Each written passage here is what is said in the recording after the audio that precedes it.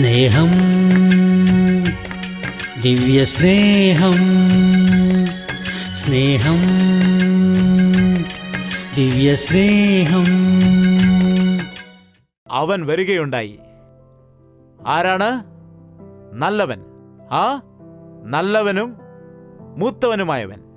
അവൻ വന്നപ്പോൾ വീട്ടിൽ നിന്ന് സംഗീതം കേൾക്കുന്ന സമയത്ത് സംഗീതം കേൾക്കുന്നവർക്ക് അത് ഇഷ്ടമാണോ അല്ലയോ? സംഗീതം കേട്ട ആർക്കെങ്കിലും വിഷമം വരുമോ? നല്ല മ്യൂസിക് കേൾക്കുകയാണെന്ന് വിചാരിക്കുക. നാം അറിയാതെ തന്നെ നമ്മുടെ കൈയും കാലും നാം അനക്കുകയില്ലേ? ഇവിടെ ഇവന്റെ വീട്ടിൽ സംഗീതം കേട്ടുകൊണ്ടേയിരിക്കുന്നു. കുറെ നാളുകൾക്ക് ശേഷം നല്ല പാട്ടുകൾ ഈ വീട്ടിൽ നിന്ന് കേട്ടുകൊണ്ടിരിക്കുകയാണ്. അവനറിയാമല്ലോ, സംഗീതം എന്ന് പറഞ്ഞ സന്തോഷത്തിന്റെ അടയാളമാണ്. ആ വന്നവൻ അകത്തു പോയിട്ട് ചോദിക്കേണ്ടതല്ലേ എന്താണെന്ന്? എന്താണ്? ഇവിടെ പണിക്കാരോട് ചോദിക്കണം. അവനെങ്കിൽ വിളിച്ചോ, വരൂ ഇങ്ങോട്ടെന്ന് പറഞ്ഞു. വീട്ടിൽ എന്താണ് നടക്കുന്നത്? നിന്റെ വീട്ടിൽ നടക്കുന്ന കാര്യം പണിക്കാരോടാണ് ചോദിക്കുന്നത്. നീയല്ല പോയി അന്വേഷിക്കേണ്ടത്. ഇതെന്ത് കാര്യമാണ്? പണിക്കാരോട് എന്തിനാണ് ഇങ്ങനെയുള്ള കാര്യങ്ങൾ ചോദിക്കാൻ ഇടയാകുന്നത്? എടങ്ങി വാ, ഞാൻ പോയ ശേഷം അമ്മ എന്താണ് പറഞ്ഞത്? ആരെങ്കിലും വന്നോന്ന് പണിക്കാരോടാണ് നാം ചോദിക്കുന്നത്. നിന്റെ ഭാര്യയെ നിനക്ക് വിശ്വാസമില്ലേ? നിന്റെ ഭർത്താവിനെ നിനക്ക് വിശ്വാസമില്ലേ? എന്താണ്? പരസ്പരം നിങ്ങൾക്ക് വിശ്വാസമില്ലേ? ഒരാളോട് മറ്റൊരാൾക്ക് സംശയമാണോ? അടുത്ത ആളോട് നിങ്ങൾക്ക് പിണക്കമാണോ? വീട്ടിൽ സ്വസ്ഥതയില്ലാതെ നീ ജീവിക്കുകയാണ് എങ്കിൽ, വീട്ടുകാരോട് നിനക്ക് സംശയമാണെങ്കിൽ പിന്നെ എങ്ങനെയാണ് നിന്റെ ജീവിതം പോകുന്നത്? രാത്രിയാകുമ്പോൾ നമ്മുടെ കൂടുകളിലേക്ക് നാം അണയാനിടയാകും. അവിടെയാണ് നമുക്ക് സമാധാനം കിട്ടുന്നത്, അവിടെയാണ് നമുക്ക് സ്വസ്ഥത കിട്ടുന്നത്, സന്തോഷം ലഭിക്കുന്നത്. ഭവനത്തിലാണ്. അനേകം കുടുംബങ്ങളിൽ സമാധാനം ഇല്ലാത്തത് കൊണ്ടാണ് അവർ വെളിയിൽ പോകുവാൻ ആഗ്രഹിക്കുന്നത്. വീട്ടിൽ വരില്ല. നിന്റെ അനുജൻ വരാനിടയായി. പിതാവ് സന്തോഷത്തോടെ വിരുന്ന് സൽക്കാരം ചെയ്യുകയാണെന്ന് പറഞ്ഞപ്പോൾ, അനുജൻ വന്നോ? അനുജാ എന്ന് പറഞ്ഞോ? എന്താണ്? അനുജൻ വന്നോ? എന്തിനു വന്നു? അവൻ പിന്നെ എന്തിനാണ് വന്നത്? അവന്റെ സ്വത്തെല്ലാം വാങ്ങിച്ചിട്ട് പോയതല്ലേ, പിന്നെ എന്തിനാണ് ഇങ്ങോട്ട് വന്നത്? ഇവിടെ എന്ത് കാര്യമാണ് അവനുള്ളത്? അപ്പോഴേക്കും അവൻ ചെയ്തു, എല്ലാ കാൽക്കുലേഷനും കണക്കൂട്ടലും എല്ലാം ചെയ്തു. കണക്ക് കണക്ക് കണക്ക്. ജീവിതത്തിൽ മുഴുവൻ കണക്കുകളാണ്. സ്നേഹമില്ല. എന്തു ചെയ്താലും കണക്കുകൾ കൂടിയാണ് പറയുന്നത്. എടുത്തോ, ലാഭമുള്ള കാര്യമാണെന്ന് സാരം. തരില്ല. എന്താണ്? നഷ്ടമുണ്ടാകുമെന്ന്. ലാഭനഷ്ടങ്ങൾ നോക്കുന്നത് എന്തിനാണ്? ബന്ധമില്ല, സ്നേഹബന്ധമില്ല, ത്യാഗമില്ലേ, സമർപ്പണമില്ലേ? കർത്താവ് നമ്മെ എന്താണ് പഠിപ്പിച്ചത്? ത്യാഗമില്ലേ? നിന്നേക്കാൾ കൂടുതൽ നിന്റെ കൂട്ടുകാരനെ സ്നേഹിക്കുക. നിന്നോടൊപ്പം 1 മൈൽ വരുവാൻ ആഗ്രഹിച്ച അവനോടൊപ്പം നിങ്ങൾ 2 മൈൽ പോവുക എന്നാണ് കർത്താവ് പറഞ്ഞത്. എന്നാൽ ഈ കാലത്ത് അനേകം ആളുകൾ പിശുക്കരായിരിക്കുന്ന കാണാം. ഇതെല്ലാം പിശാചിന്റെ സ്വഭാവങ്ങളാണ്, പിശാചിന്റെ ലക്ഷണങ്ങളാണ്. വിഷമിച്ചിട്ട് അവിടെ പോയി കുത്തിയിരിക്കുകയാണ്. അവിടെ ഇരുന്നിട്ട് പറയുകയാണ്, ഞാൻ അകത്തേക്ക് വരില്ല എന്ന് പറഞ്ഞു. അപ്പോൾ പാവം ആ പിതാവിന്റെ അടുക്കൽ വന്ന്, നിന്റെ മകൻ വന്നിട്ടെന്ന് പറഞ്ഞപ്പോൾ, എവിടെയാണ് വന്നത് എന്ന് പറഞ്ഞ് ആ തെറ്റിപ്പോയ മകനെ കാണാൻ വെളിയിലേക്ക് ഇറങ്ങി വന്നു. മൂത്ത മകനെ കാണുവാൻ വേണ്ടിയും വെളിയിലേക്ക് വരുവാനിടയെ. എത്ര നല്ല ഒരു പിതാവാണ്! അവൻ മരിച്ചവർക്കും ജീവനുള്ളവർക്കും ദൈവമായിരിക്കുന്നു. അവൻ ദുഷ്ടർക്കും നല്ലവർക്കും മഴ പെയ്യ്ക്കുകയും ചെയ്യുന്നു. എല്ലാ വ്യക്തികളെ സ്നേഹിക്കുന്നുണ്ട്. നീ നല്ലവനാണെങ്കിലും നിന്നെ സ്നേഹിക്കുന്നു, നീ പാപിയാണെങ്കിലും നിന്നെ സ്നേഹിക്കുന്നു, നീ നശിച്ചു പോയവനാണെങ്കിലും. ദൈവത്തിൽ നിന്ന് അകന്നു പോയാലും നിന്നെ അധികമായി സ്നേഹിക്കുന്ന ഒരു പിതാവ്, അതാണ് നമ്മുടെ കർത്താവായ ദൈവം. എന്നാൽ പലപ്പോഴും നമ്മൾ വിചാരിക്കാറുണ്ട്, അനുജനെയാണ് ഏറ്റവും കൂടുതൽ ദൈവം സ്നേഹിച്ചത്, നമ്മെ അതുപോലെ സ്നേഹിച്ചിട്ടില്ല എന്ന് പറഞ്ഞ്. ഞാൻ ഇത്രയും നാൾ നിന്നെ സ്നേഹിച്ചിട്ടും എന്നെ സ്നേഹിച്ച് എൻ്റെ കൂട്ടുകാരോടൊപ്പം എനിക്ക് സന്തോഷിക്കുവാൻ ഒരു ആട്ടിൻകുട്ടിയെ പോലും തന്നിട്ടില്ല. ഇവിടെ നിന്റെ ഈ മകൻ വേശ്യകളോടൊപ്പം ചിലവഴിച്ച് തങ്ങളുടെ പണമെല്ലാം നഷ്ടപ്പെടുത്തി ജീവിച്ചപ്പോൾ അവന് നീ വിരുന്ന് സൽക്കാരം കൊടുക്കുകയാണോ? ഈ നിന്റെ എന്തൊരു ഭാഷയാണിത്? എന്താണ്? പിതാവിന്റെ മകൻ നിനക്കാരാണ്? പിതാവിന്റെ മകൻ നിനക്ക് ആരാണ്? പറയൂ. അനുജനല്ലേ? കോപം വന്നുവെങ്കിൽ അവനെ അനുജൻ എന്ന് വിളിക്കാമായിരുന്നല്ലോ. എന്നാൽ അങ്ങനെ അനുജൻ എന്ന് വിളിക്കാതെ ഇതാ നിന്റെ ഈ മകൻ എന്ന് പറയുമ്പോൾ മകൻ വേറെ അപ്പൻ വേറെ ആയിരിക്കുകയാണ്. എന്റെ മാംസത്തിൽ നിന്ന് മാംസവും എൻ്റെ അസ്ഥിയിൽ നിന്ന് അസ്ഥിയും ആയിരിക്കും. നിന്നെ നരനിൽ നിന്ന് എടുത്തുകൊണ്ട് നിന്നെ നാരി എന്ന് വിളിക്കപ്പെടും. എന്റെ ഭാര്യയാണ്, എന്റെ സഹധർമ്മിണിയാണെന്ന് അന്ന് ആദാം പറഞ്ഞു. എന്താണ്? ആ സമയങ്ങളിൽ. എന്നാൽ കഴിക്കാൻ പാടില്ലെന്ന് പറഞ്ഞ പഴം കഴിച്ചു. ആദാമേ, എന്തിനാണ് കഴിച്ചെന്ന് ചോദിച്ചപ്പോ, നീ എന്നോട് കൂടെ ഇരിപ്പാൻ തന്ന ഈ സ്ത്രീ അസ്ഥിക്ക് അസ്ഥിയും മാംസത്തിന് മാംസമായ എന്റെ ഭാര്യ എന്ന് പറയാമായിരുന്നല്ലോ. എന്നാൽ പറഞ്ഞില്ല. പിന്നെന്ത് പറഞ്ഞു? നീ എന്നോടൊപ്പമായിരിക്കുവാൻ എനിക്ക് നൽകിയ ഈ സ്ത്രീ എന്ന് പറഞ്ഞിട്ട്, അല്ലെങ്കിൽ ഞാൻ എന്തിനാണ് തിന്നതെന്ന് ചോദിച്ചു. നിങ്ങൾ കണ്ടിട്ടില്ലേ, പാപം ചെയ്ത വ്യക്തി എപ്പോഴും മറ്റുള്ളവർ തലയിലിടും. എന്നിട്ട് പറയും, ഞാൻ നീതിമാനാണ്, നല്ലവനാണെന്ന്, ഞാൻ സത്യസന്ധനാണ്, ഞാൻ വലിയവനാണെന്നൊക്കെ പറയും. ഒന്നുമില്ലാത്തവൻ വിളിച്ചു പറഞ്ഞ് നടക്കും, എല്ലാം ഉള്ളവൻ സമാധാനമായിരിക്കും എന്ന് പറയും.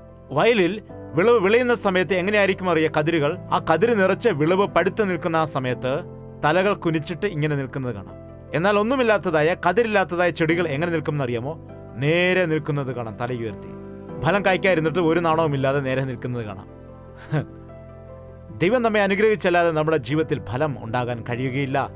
ദൈവം നമ്മെ അനുഗ്രഹിച്ചല്ലാതെ നമ്മുടെ ജീവിതത്തിൽ സമാധാനത്തോടെ ആയിരിക്കാൻ കഴിയില്ല. നമുക്ക് ഈ വലിയ മകൻ, എന്താണ് നീ സംസാരിക്കുന്നത്? എൻ്റേത് എല്ലാം നിനക്കാണല്ലോ, നീ ഇവിടെയുള്ളവനല്ലേ, എൻ്റെ സമ്പത്തെല്ലാം നിനക്കാണല്ലോ, നീ എന്നോട് എപ്പോഴും ഉള്ളവനാണല്ലോടാ. എന്നാൽ ഈ മകൻ നമ്മെ വിട്ട് ദൂരമായിരുന്നത് കൊണ്ട് അവന് സന്തോഷം നഷ്ടപ്പെടാനിടയായി. എന്നോടൊപ്പം അവന് ഭക്ഷണം കഴിക്കുവാൻ കഴിയുമായിരുന്നില്ല. നമ്മുടെ ഭവനത്തിലുണ്ടാക്കുന്ന വിശേഷകമായ ഭക്ഷണം കഴിക്കാതെ അവൻ എന്താണ് ചെയ്തിരിക്കുന്നത്? പന്നിക്കൂട്ടത്തിൽ കഴിഞ്ഞിട്ട് അവൻ വരികയാണ്. നീ എത്ര ഭാഗ്യവനാണെന്ന് നിനക്ക് മനസ്സിലാകുന്നില്ല. നിങ്ങളെ സേവിച്ചുവെന്ന് നീ എന്താണ് എപ്പോഴും പറയുന്നത്? നിന്നെയല്ലേ ഞാൻ പരിപോഷിച്ചുകൊണ്ട് ഇരുന്നത് ഇത്രയും നാൾ? അങ്ങനെയാണ് ചിലർ, ഞാൻ ദൈവത്തിന്റെ സേവ ചെയ്യുന്നുണ്ട്, ദൈവത്തിന്റെ സേവ ചെയ്യുന്നതിനാണ്. ഈ കരച്ചിൽ എന്തിനാണ്? ഞാൻ ദൈവത്തിന്റെ സേവയാണ് ചെയ്യുന്നത്, അതുകൊണ്ടാണ് ഈ കഷ്ടത എന്നിൽ ഉണ്ടാകുന്നത്. അതൊരു ഭാഗ്യമായി എടുക്കാതെ ദൈവത്തിന്റെ സേവ ഞാൻ ചെയ്തുകൊണ്ടിരിക്കുന്നു, എന്റെ ജീവിതത്തിൽ കഷ്ടമുണ്ട്, ദൈവത്തിന്റെ സേവ ചെയ്യാൻ അനേകം ആളുകൾ ആഗ്രഹിക്കുന്നുണ്ട്. എന്നാൽ നിന്നെയാണ് ദൈവം തിരഞ്ഞെടുത്തിരിക്കുന്നത്, നിന്നെയാണ് ദൈവം ആക്കി വെച്ചിരിക്കുന്നത്. അതൊന്നും നീ കണക്കിലെടുക്കാതെ മറ്റുള്ളവരുടെ ജീവിതത്തിലെ കാര്യം കണ്ടിട്ട് ഞാനും ദൈവത്തിന്റെ സേവ ചെയ്യുന്നവനല്ലേ, എനിക്കങ്ങനെയൊന്നും ആയിരിക്കാൻ കഴിയില്ല, നിങ്ങളുടെ കൂടെ ആയിരിക്കാൻ കഴിയത്തില്ല, നിങ്ങളെപ്പോലെ ആഡംബരത്തിൽ ജീവിക്കാൻ കഴിയുകയില്ല, എനിക്ക് ജീൻസൊക്കെ ഇട്ട് നടക്കണമെന്നുണ്ട്. എന്നാൽ എൻ്റെ ചർച്ചക്കാരെ കണ്ടാൽ എന്തോ പറയും? അവരൊന്നും അനുവദിക്കത്തില്ല. ഏതോ ഒരു വളരെ ബുദ്ധിമുട്ടോടെ ചെയ്യുന്ന രീതിയിലാണ് ചിലർ പറയുന്നത് അല്ലേ? എന്താണ്? പിതാവിനോടൊപ്പം ആയിരിക്കുന്നത് എത്ര വലിയ ഭാഗ്യമാണ്, ദൈവത്തിന്റെ സേവ ചെയ്യുന്നത് എത്ര വലിയ ഭാഗ്യമാണ്, ദൈവത്തിന്റെ ആലയത്തിലായിരിക്കുന്നത് എത്ര ഭാഗ്യമാണ്. എന്റേതെല്ലാം നിന്റേതാണല്ലോ മോനെ, നീ എന്തിനാണ് കരയുന്നതെന്ന് ചോദിച്ചിട്ട് പിതാവ് ആ തെറ്റിപ്പോയ മകന് വേണ്ടി കരയുവാനിടയായി. പിതാവ് മൂത്ത മകനെക്കുറിച്ചും കരയുവാൻ ഇടയായി. ബൈബിളിലെ കഥ അവിടെ കൊണ്ട് അവസാനിക്കുകയാണ്. പിന്നീട് അതിനെക്കുറിച്ചൊന്നും പറയുന്നില്ല. മൂത്ത മകൻ അകത്തേക്ക് പോയതായിട്ട് അവിടെയില്ല, പിതാവിനെ സമാധാനപ്പെടുത്തിയതായിട്ട്, ആ അനുജനുമായി സമാധാനപ്പെട്ടതായിട്ട് ഇല്ല. ഈ സമയത്ത് അത് തന്നെയാണ് ലോകത്തിൽ കാണുന്നത്. മൂത്ത മകനായിരിക്കുന്ന, അതായത് ആദ്യം രക്ഷിക്കപ്പെട്ട ആളുകൾ, പിതാവിനോടൊപ്പമായിരിക്കുന്നവർ തെറ്റിപ്പോയ ആളുകളെക്കുറിച്ച് വിഷമിക്കുന്നതിന് പകരമായി അവർ തിരിച്ചു വരണമെന്ന് ആഗ്രഹിക്കുന്നത് ഉപേക്ഷിച്ച്, അവർ നല്ലതായിരിക്കണമെന്ന് ആഗ്രഹിക്കുന്നത് ഉപേക്ഷിച്ച്, അവരെ കർത്താവിന്റെ സന്നിധിയിലേക്ക് നടത്തുന്നത് ഉപേക്ഷിച്ചിട്ട് ദൈവത്തിന്റെ സന്നിധിയിൽ അവരുടെ നന്മയ്ക്ക് വേണ്ടി പ്രാർത്ഥിക്കാതെ ഇന്ന് രക്ഷിക്കപ്പെട്ടതായ അനേകം ആളുകളായിരിക്കുന്നത്, ദൈവത്തിന്റെ മക്കളെന്ന് വിളിക്കുന്നവർ ആയിരിക്കുന്നത് എത്രയോ വിഷമകരമായ വാസ്തവമാണ്. ഒരു വാക്ക് പറയട്ടെ, നിങ്ങൾ യഥാർത്ഥമായും രക്ഷിക്കപ്പെട്ടവരാണോ? പറയൂ, യഥാർത്ഥമായും രക്ഷിക്കപ്പെട്ടവരാണോ? എങ്കിൽ രക്ഷിക്കപ്പെടാത്തവരെ കുറിച്ച് നിങ്ങളുടെ ഹൃദയത്തിൽ എന്തെങ്കിലും ഭാരമുണ്ടോ? എൻ്റെ അനുജൻ മാനസാന്തരപ്പെടണം, എൻ്റെ ഭാര്യ മാനസാന്തരപ്പെടണം, എൻ്റെ മാതാപിതാക്കൾ, എൻ്റെ ബന്ധുക്കൾ എല്ലാവരും മാനസാന്തരപ്പെടേണ്ടതാണ്. എൻ്റെ ഫ്രണ്ട്സ് മാനസാന്തരപ്പെടണം, അവരും ഈ വലിയ ദൈവത്തെ അറിയുവാൻ ഇടയാകണം. അവർ പാപത്തിൽ അകപ്പെട്ടിരിക്കുന്നു, മദ്യപാനികളായിരിക്കുന്നു, വഞ്ചിതരായി ജീവിക്കുകയാണ്, അവരുടെ പ്രവൃത്തികളെല്ലാം പാപം കടന്നു വന്നുകൊണ്ടേയിരിക്കുന്നു. അയ്യോ, ഇവരെയും കർത്താവേ നീ രക്ഷിക്കണമേ എന്നുള്ളതായ ഒരു ഭാരം, എന്നുള്ളതായ ആഗ്രഹത്തോടുള്ള പ്രാർത്ഥന നിനക്ക് ഉണ്ടോ? രക്ഷിക്കപ്പെട്ടവർ മറ്റുള്ളവരുടെ രക്ഷയ്ക്ക് വേണ്ടി പ്രാർത്ഥിക്കുന്നില്ലെങ്കിൽ നിങ്ങളുടെ രക്ഷ വൃഥാവാകും. മനസ്സിലായോ? കത്തി ഉപയോഗിച്ചാൽ മാത്രമേ മൂർച്ചയുണ്ടാവൂ, അല്ലെങ്കിൽ തുരുമ്പെടുത്തു പോകാനിടയാകും. നിങ്ങൾക്ക് നൽകിയ വെളിച്ചത്തെ കട്ടിന്റെ അടിയിൽ ഒളിപ്പിച്ചു വെച്ചാൽ എന്തു പറ്റും? എവിടെ വയ്ക്കാനാണ് പറഞ്ഞത്? തൂണിന്മേൽ വയ്ക്കുക നിന്റെ സാക്ഷ്യത്തെ, നിന്റെ ജീവിതത്തെ. അനേകർക്ക് വഴി കാണിക്കുന്നതിനായി, അനേകർ കർത്താവിലേക്ക് വരുന്നതിന്റെ ഈ കൂട്ടായ്മയുടെ പ്രധാന ഉദ്ദേശം നിങ്ങളെ വിളിച്ചിട്ട് നിങ്ങളെ സന്തോഷപ്പെടുത്തി പ്രാർത്ഥിച്ച് നിങ്ങളുടെ വ്യസനങ്ങൾക്കും ദുഃഖങ്ങൾക്കും വേണ്ടി പ്രാർത്ഥിക്കാൻ വേണ്ടി മാത്രം ഉള്ളതല്ല. നിങ്ങൾ പോയിട്ട് തെറ്റിപ്പോയ ആളുകളെ നടത്തുന്നതിന് വേണ്ടി, കർത്താവിലേക്ക് അവരെ തിരിക്കുന്നതിന് വേണ്ടി ആലയത്തിലേക്ക് കൊണ്ടുവരുവാൻ, നിങ്ങൾക്ക് അറിയാവുന്നതായ മദ്യപാനികളെ, കള്ളന്മാരെ, വ്യഭിചാരികളെ, കള്ളന്മാരെ, ഒരു ലക്ഷ്യവുമില്ലാതെ ജീവിച്ചുകൊണ്ടിരിക്കുന്നവരെയെല്ലാം, വിവാഹമോചനം ആഗ്രഹിക്കുന്ന കുടുംബങ്ങളെ, വിവാഹമോചനത്തിന് വേണ്ടി കോർട്ടിൽ പോയ ആളുകൾ ഇന്ന് വന്നിട്ട് ഈ കുടുംബത്തിൽ അവർക്ക് വേണ്ടി പ്രാർത്ഥിച്ചപ്പോൾ അവർ ഒരുമിക്കുവാൻ വേണ്ടി തീരുമാനിച്ചു. അങ്ങനെ സന്തോഷം അനുഭവിക്കുന്ന ആളുകൾ എത്രയോ ആളുകൾ നമ്മുടെ നടുവിലുണ്ട്. അവരെല്ലാം വിളിച്ചുകൊണ്ടുവരൂ. കുടുംബം ചിന്ന ഭിന്നമാക്കാനാണ് പിശാചിന്റെ പ്രവൃത്തികൾ. കുടുംബത്തെ കെട്ടിപ്പടുക്കുവാനാണ് ദൈവം ആഗ്രഹിക്കുന്നത്. പരിശുദ്ധാത്മാവിന്റെ കാര്യങ്ങൾ ഇന്ന് നടക്കുന്നു എന്ന് ദൈവത്തിന്റെ സഭ കേൾക്കുന്നുണ്ട്. പരിശുദ്ധാത്മാവിന്റെ കാര്യങ്ങൾ എന്ന് പറയുമ്പോൾ കേവലം മുകളിലോട്ട് ചാടുന്നതോ താഴെ വീഴുന്നതോ അല്ലെങ്കിൽ ഉച്ചത്തിൽ സംസാരിക്കുന്നതോ സാക്ഷ്യങ്ങൾ പറയുന്നതോ ഒന്നുമല്ല, മറിച്ച് ജീവിതത്തിൽ ആ പ്രവൃത്തികളിൽ മാറ്റം ഉണ്ടാകുന്നതാണ് യഥാർത്ഥമായ പരിശുദ്ധാത്മാവിന്റെ പ്രവൃത്തി. ലക്ഷ്യമില്ലാത്തവരെ ലക്ഷ്യത്തിലേക്ക് നടത്തുന്നത്. ഒരു അന്ധന ദൈവം കണ്ണുകൊടുത്തു. നിനക്ക് ഈ കണ്ണ് എങ്ങനെ കിട്ടി പറയൂ, എവിടെ നിന്ന് കിട്ടി പറയൂ എന്ന് ശാസ്ത്രിമാരും പരീക്ഷന്മാരും അവനെ ചോദ്യം ചെയ്തപ്പോൾ അവൻ പറഞ്ഞു, എനിക്കൊന്നും അറിയില്ല, ഒരേ ഒരു കാര്യം അറിയാം, ഞാൻ അന്ധനായിരുന്നു, ഇപ്പോൾ ഞാൻ കാണുന്നു. ഞാൻ അന്ധനായിരുന്നു, ഇപ്പോൾ കാണുന്നു. അതാണ് രക്ഷയുടെ സാക്ഷ്യം. ഞാൻ മദ്യപാനിയായിരുന്നു, ഇപ്പോൾ ഞാൻ മദ്യപിക്കുന്നില്ല. ഞാൻ ഇഷ്ടമുള്ളതുപോലെ ജീവിച്ചവനാണ്, എന്നാൽ ഞാൻ ഇപ്പോൾ അങ്ങനെ ആയിരിക്കുന്നില്ല. ഞാൻ നേരത്തെ അച്ചടക്കമില്ലാതെ ജീവിച്ചവനാണ്, എന്നാൽ ഇപ്പോൾ ഞാൻ അച്ചടക്കമുള്ളവനായി ജീവിക്കുന്നു. അതാണ് യേശുക്രിസ്തു ഒരു വ്യക്തിയിൽ ചെയ്യുന്നതായ വലിയ കാര്യം. നമ്മുടെ കുടുംബത്തിൽ എത്ര ആളുകളുണ്ട്, നമ്മുടെ ഗ്രാമത്തിൽ എത്ര ആളുകളുണ്ട്, നമ്മുടെ പട്ടണങ്ങളിൽ എത്ര ആളുകളുണ്ട്. ഈ അന്ത്യകാലത്ത് ആരും നശിച്ചു പോകുവാൻ ദൈവം ആഗ്രഹിക്കാത്തത് കൊണ്ട് തെറ്റിപ്പോയ ആളുകളെ ഓർത്ത് നിങ്ങൾ ഭാരത്തോടുകൂടി പ്രാർത്ഥിക്കുകയും ചെയ്യണം. അവരെ കുറ്റപ്പെടുത്തരുത്, കളിയാക്കരുത്, അവരെ ഒറ്റപ്പെടുത്തി കളയരുത്. അവരെ സ്നേഹിച്ചിട്ട് പറയണം, ഞങ്ങളെ സ്നേഹിച്ച ദൈവം നിന്നെയും സ്നേഹിക്കുമെന്ന് പറഞ്ഞ് ആശ്വസിപ്പിക്കണം. അവരെ നീ സ്നേഹിക്കുന്നില്ല എങ്കിൽ കർത്താവിന്റെ സ്നേഹത്തെ ഓർത്തിട്ട് അവരെ നിനക്ക് സ്നേഹിക്കുവാൻ കഴിയുന്നുവെങ്കിൽ നിങ്ങൾ ഭാഗ്യവാന്മാരാണ്. ഫ്രണ്ടിന്റെ ഫ്രണ്ട് നിനക്ക് ആരായിട്ട് വരും? നിന്റെ ഫ്രണ്ടിന്റെ ഫ്രണ്ട് നിനക്ക് ആരായിട്ട് വരും? ഫ്രണ്ടിന്റെ ഫ്രണ്ട് നിനക്കും ഫ്രണ്ടാവുമല്ലോ. യേശുക്രിസ്തു നിന്റെ ഫ്രണ്ടാണെങ്കിൽ ആ ഫ്രണ്ടിന്റെ ഫ്രണ്ട്, നിങ്ങൾക്കറിയാമോ യേശുക്രിസ്തുവിന് മറ്റൊരു പേരെന്താണെന്ന് അറിയാമോ? പാപികൾക്ക് രക്ഷകനല്ല, പാപികളെ സ്നേഹിച്ചവൻ. പാപികളെ സ്നേഹിച്ചവനാണവൻ. അതായത് പാപം ചെയ്യാനല്ല, പാപികളെ സ്നേഹിച്ചുകൊണ്ട് പരിശുദ്ധനായി ജീവിച്ചു കാണിച്ച ദൈവമാണവൻ. പാപികളായവർ, നശിച്ചു പോകുന്നവർ, അവരെ കർത്താവിലേക്ക് നേടിയെടുക്കുന്നതിന് സ്നേഹത്തോടെ സംസാരിക്കുവാൻ, പ്രാർത്ഥിക്കുവാൻ, അവരെ കർത്താവിലേക്ക് നടത്തിക്കൊണ്ടുവരുവാൻ നിന്റെ ഉത്തരവാദിത്തമായിട്ട് നീ ഏറ്റെടുക്കണം. മര്യാദ കെട്ട് നടക്കുന്ന യൗവനക്കാർ ഉണ്ടെങ്കിൽ, ഒരു ബാധ്യതയുമില്ലാതെ ഉത്തരവാദിത്തമില്ലാതെ ജീവിക്കുന്നതായ മദ്യപാനത്തിന് അടിമയായി ജീവിക്കുന്ന വീട്ടിന്റെ ഉടയവൻ ഉണ്ടെങ്കിൽ അവർക്ക് വേണ്ടി നിങ്ങൾ പ്രാർത്ഥിക്കുക. അവരെ നിങ്ങൾ വിളിച്ചുകൊണ്ടുവരിക, ഞങ്ങളും പ്രാർത്ഥിക്കാം. അല്ലെങ്കിൽ കാൽവറി ദർശനം പ്രോഗ്രാമിലേക്ക് നിങ്ങൾ കൂട്ടിക്കൊണ്ടുവരിക, അല്ലെങ്കിൽ അത് TV-യിൽ കാണുവാൻ വേണ്ടി അവരോട് പറയുക, അവരോട് അപേക്ഷിക്കുക. കുറച്ചു നേരം ദൈവവചനം കണ്ണുകളടച്ച് കേൾക്കുവാൻ വേണ്ടി നിങ്ങൾ റിക്വസ്റ്റ് ചെയ്യുക, പറയുക. അങ്ങനെ പറയുന്നതായ സമയത്ത് പരിശുദ്ധാത്മാവ് വചനത്തിൽ കൂടി അവരോട് സംസാരിക്കുവാനിടയാകും. ഈ കൂട്ടായ്മയിൽ കൂടി നിങ്ങളും ആത്മാക്കളെക്കുറിച്ച് ഭാരമുള്ളവരായി മാറണം. നീ തെറ്റുകാരനാണെങ്കിലും, മോശക്കാരനാണെങ്കിലും, വ്യഭിചാരിയാണെങ്കിലും, നീ കള്ളനാണെങ്കിലും, നീ എങ്ങനെയുള്ളൊരു വ്യക്തിയാണെങ്കിലും, എത്രമാത്രം തെറ്റിപ്പോയൊരു വ്യക്തിയാണെങ്കിലും, നിന്നെ ദൈവം സ്നേഹിക്കുന്നു എന്നുള്ള വിഷയം നീ മനസ്സിലാക്കേണ്ടതാണ്.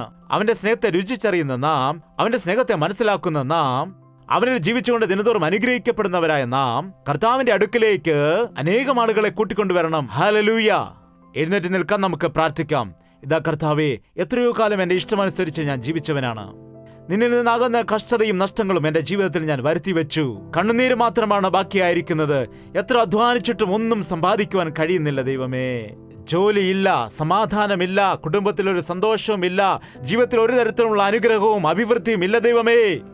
നിന്റെ അടുക്കിലേക്ക് ഞങ്ങൾ വരികയാണ് എന്ന് നിങ്ങൾ ഒരു വാക്ക് പറയുകയാണെങ്കിൽ, അനുസരിക്കുന്നതായ വ്യക്തികളെ, ഒരു നാളും കൈവിടാത്തതായ ദൈവം നിങ്ങളെ തന്റെ ചെറുകിന് കീഴിലേക്ക് ചേർത്തണച്ചുകൊണ്ട്, ഇവനാണ് എന്റെ മകൻ, അവൻ മരിച്ചവനായിരുന്നു, ഇപ്പോൾ ജീവിച്ചിരിക്കുന്നു, അവൻ തെറ്റിപ്പോയിരുന്നു, ഇപ്പോൾ തിരിച്ചു വന്നിരിക്കുന്നു, അവന് വിശേഷ വസ്ത്രം കൊടുക്കൂ, അവന്റെ കാലിന് ചെരുപ്പ് കൊടുക്കൂ, അവന്റെ കൈക്ക് മോതിരം കൊടുക്കൂ. നമുക്കെല്ലാവർക്കും ഒരുമിച്ച് അവനെക്കുറിച്ച് സന്തോഷിക്കാം. സകല ദൂതന്മാരോടൊപ്പം കർത്താവ് സന്തോഷിക്കുകയാണ്. ഞാൻ ഒഴുക്കിയ രക്തം വൃഥാവായി പോയില്ല, എന്റെ രക്തം വൃഥാവായി പോകാതെ ഒരു ആത്മാവ് രക്ഷിക്കപ്പെടുവാൻ സാധിച്ചു എന്ന് കർത്താവ് സന്തോഷിച്ച് സ്വർഗത്തിൽ അവൻ സന്തോഷം പങ്കുവയ്ക്കുവാൻ വേണ്ടി നമുക്ക് അനുദപിക്കാം. കർത്താവേ, എന്നെക്കുറിച്ചുള്ള നിന്റെ ഉദ്ദേശങ്ങൾ എന്തൊക്കെയാണ്? എന്നെക്കുറിച്ചുള്ള നിന്റെ പദ്ധതികൾ എന്തൊക്കെയാണ്? നിന്റെ ഇഷ്ടങ്ങൾ എന്നെ വെളിപ്പെടുത്തുമാറാകണമേ. ഈ ദിവസം മുതൽ ആത്മാക്കളെക്കുറിച്ചുള്ള ഭാരം ഞങ്ങൾക്ക് നൽകണമേ. അവർക്ക് വേണ്ടി പ്രാർത്ഥിക്കാൻ ഞങ്ങളെ സഹായിക്കണം. എന്നെല്ലാവർക്കും വായി തുറന്ന് പ്രാർത്ഥിക്കാം. നമുക്കെല്ലാവർക്കും പ്രാർത്ഥിക്കാം. നമ്മുടെ രണ്ട് കരങ്ങളും ആകാശത്തേക്ക് ഉയർത്തി പ്രാർത്ഥിക്കാം. പരിശുദ്ധനായ സ്നേഹമുള്ള പിതാവേ, ഒരിക്കൽ കൂടി ഞങ്ങളെ നീ ഒന്ന് നോക്കണമേ. ഞങ്ങളുടെ കുടുംബത്തിലേക്ക് നീ ഒന്ന് നോക്കണമേ. ഞങ്ങളുടെ കുടുംബത്തിൽ എല്ലാവർക്കും മാറ്റമുണ്ടാകണം. ഞങ്ങളുടെ ഭാര്യയ്ക്ക്, മക്കൾക്ക് മാറ്റമുണ്ടാകണം. എന്റെ ഭർത്താവിന്, മക്കൾക്ക് മാറ്റമുണ്ടാകണം. എന്റെ മാതാപിതാക്കൾക്ക് മാറ്റമുണ്ടാകണം. എന്റെ സഹോദരന്മാരും സഹോദരിമാരും മാറണം എന്ന് വളരെ ആഗ്രഹത്തോടുകൂടി പ്രാർത്ഥിക്കുന്ന എല്ലാവർക്കും വലിയ വിടുതൽ കൊടുക്കണമെന്ന്, അവരെ ബലപ്പെടുത്തണമെന്ന്. ഞങ്ങളുടെ ജീവിതത്തിൽ ഒരു അനുഗ്രഹവും ഇല്ല. ഇന്ന് നിന്റെ സന്നിധിയിൽ വന്ന് പ്രാർത്ഥിക്കുന്ന വ്യക്തികളെ ഇന്ന് ഞങ്ങൾ അനുഗ്രഹിക്കുകയാണ്. ഞങ്ങളുടെ സ്വന്തം പരിശ്രമത്താൽ എവിടെയും ഒന്നും ഞങ്ങൾക്ക് സമ്പാദിക്കുവാനും ഉണ്ടാക്കുവാനും കഴിയാതെ ഉള്ളതുകൂടെ നഷ്ടപ്പെട്ടു പോകും. എന്നാൽ നിന്റെ ചെറുകിൻ മറവിലേക്ക് വന്നാൽ ഞങ്ങൾക്ക് സകലതും ലഭിക്കുമെന്ന് ഈ ദിവസം ഞങ്ങൾക്ക് മനസ്സിലാക്കുവാൻ സഹായിക്കണമേ. നീ അനുഗ്രഹിച്ച അത് എല്ലാ കാലത്തേക്കുമുള്ള അനുഗ്രഹമായിരിക്കുന്നത് കൊണ്ട് നിന്റെ മക്കൾക്ക് അങ്ങനെയുള്ള അനുഗ്രഹം കൊടുക്കണമെന്ന് യേശു ക്രിസ്തുവിന്റെ നാമത്തിൽ അപേക്ഷിക്കുന്നു പിതാവേ. ആമേൻ, ആമേൻ, ആമേൻ.